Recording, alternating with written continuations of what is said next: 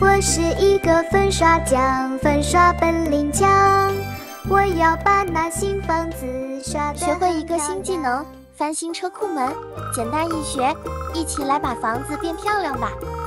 Welcome back to my channel, Cantonese in Toronto。越是多伦多，越識多倫多。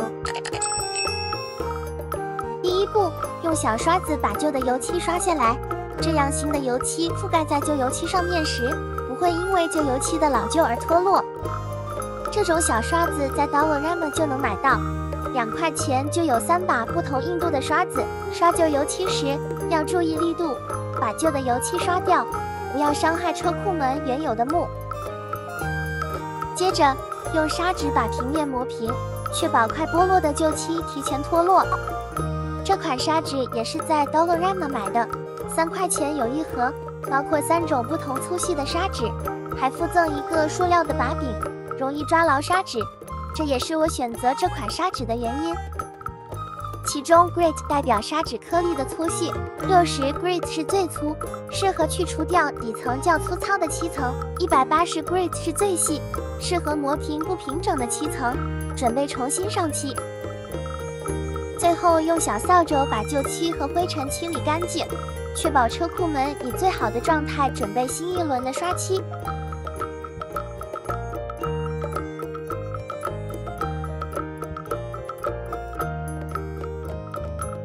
好啦，到刷漆了，我选的是历史悠久的品牌 Behr， 我叫它大白熊，在 Home Depot 就能买到，那里有整面墙的色卡，可以随便拿回家做对比。选定好颜色后，把色卡拿给工作人员，工作人员就会帮你做颜色的调整。如果你的车库门原来的颜色比较深，害怕油漆刷上去的颜色跟你想象中的颜色有区别，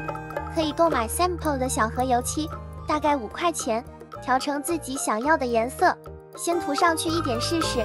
看看是否喜欢这个颜色，再做最终的决定。但我最后还是选择了白色，原因是不用担心会忘记了颜色的色卡，甚至以后要补颜色也不需要担心色差问题。大白熊是老品牌，纯白色是不会有变化的。这种大桶的油漆在货架上直接买就可以了，不需要再调色，只要它上面写着 Pure White 纯白色 Exterior 户外漆Paint and Primer 油漆和底漆混合。接着你还可以选择光亮程度，红色是 Flat 磨砂感，蓝色是 Stain 淡壳感，绿色是 Semi Gloss 半高光，一清洁看上去高端。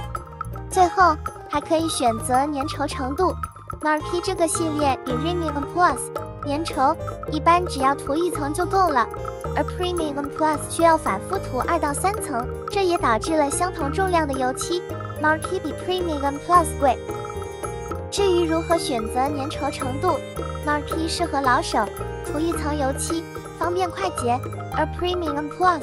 适合新手和底色与覆盖颜色相差较大的情况，因为能多刷几层，容错率较高。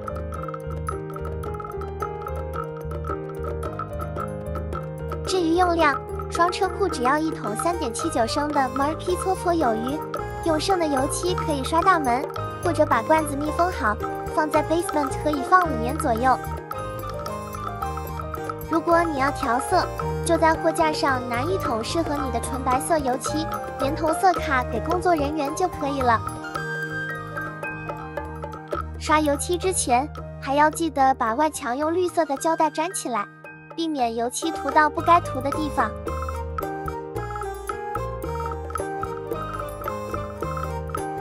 终于可以开始刷油漆了，首先把油漆的盖子拧开，像这样旋转就可以了。还有记得在 Home Depot 拿免费的黑色小盖子，一般放在工作人员调色的桌面上，或者直接问工作人员拿。接着把黑色小盖子旋转按压在开口处，还可以免费取1条搅拌的小木棍，但我发现这瓶油漆不用搅拌已经混合得非常好。把油漆倒进油漆手桶里，这个小桶子也是在 Dollarama 买的， 1.25块一个。别忘了，倒完油漆后，把小黑盖轻轻按压，旋转取下来，然后盖好整瓶的油漆，确保桶里的油漆不会风干，准备下一次的使用。